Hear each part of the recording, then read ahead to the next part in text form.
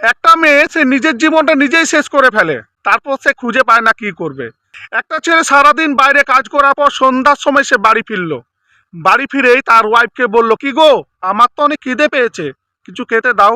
তার ওয়াইফ উত্তর দিল, খেতে মেতে দিতে আমি পারবো না, তোমার যদি খিদে পেয়েছে তুমি নিজে বেড়ে নিয়ে খাও। ছেলেটা একটা বোবা ছেলের মতো চুপচাপ থাকলো, সে কোনো উত্তর দিল না। সে চুপি চুপি নিজের বেডরুমে গিয়ে শুয়ে পড়লো। তার ওয়াইফও গেল বেডরুমে, কিন্তু তাদের মধ্যে পার্থক্য ছিল একটা, তাদের মধ্যে তফাৎ ছিল একটা। তার ওয়াইফ সেই ছেলেটাকে সারা রাত্রি ঘুমোতে দেয়নি, তার ওয়াইফ সেই ছেলেটার সাথে সারা রাত্রি ঝগড়া করেছিল, তবুও ছেলেটা কোনো উত্তর দেয়নি, সে চুপচাপ ছিল। সকালবেলায় ঘুম থেকে উঠে চুপচাপ ব্রেকফাস্ট টেবিলে বসে তার ওয়াইফকে বলছে, কি গো, কাল থেকে আমি কিছু খাইনি, আমাকে কিছু খেতে দাও।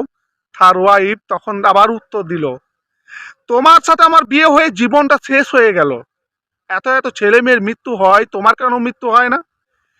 ভগবান এত এত ছেলে মেয়েকে তুলে নিচ্ছে, তোমাকে কেন তুলে নেয় না? তোমার সাথে সত্যি সত্যি আমি আর থাকতে পারবো না।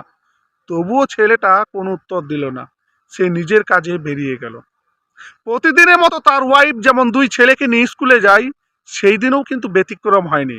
সেই দিনও তার ওয়াইফ দুই ছেলেকে নিয়ে স্কুলে চলে গেল। ঠিক বিকেল 4টা বাজে, 4টার সময় বাড়ি ফিরছে তার ওয়াইফ আর তার দুই ছেলে। হঠাৎ দেখে তার বাড়ির সামনে অনেক জমায়েত হয়ে আছে, অনেক লোক ভিড় করে আছে, অনেক লোক দেখছে কান্নাকাটি করছে। তার ওয়াইফ বুঝে উঠতে পারছে না কি হয়েছে তাদের বাড়ির সামনে। হঠাৎ তার কানে আওয়াজ এলো সুকুমার নাকি অ্যাক্সিডেন্টে মারা গেছে। সুকুমার তার হাজবেন্ডের নাম। তখন সে ভেঙে পড়ল, তখন সে আকাশ থেকে নিচে পড়ে গেল, মনে হচ্ছে তার আর কেউ নেই।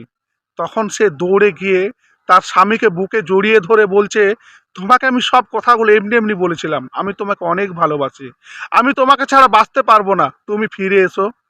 তখন তো আর সে ফিরে আসবে না, কারণ সে তো মারা গেছে।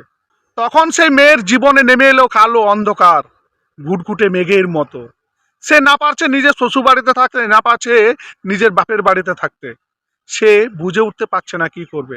তাই প্রত্যেকটা মেয়েকে বা প্রত্যেকটা বোনকে বা প্রত্যেকটা দিদিকে বলি, নিজের স্বামী যখন বেঁচে থাকছে তাকে ভালোবাসতে শেখো, তাকে কদর করতে শেখো।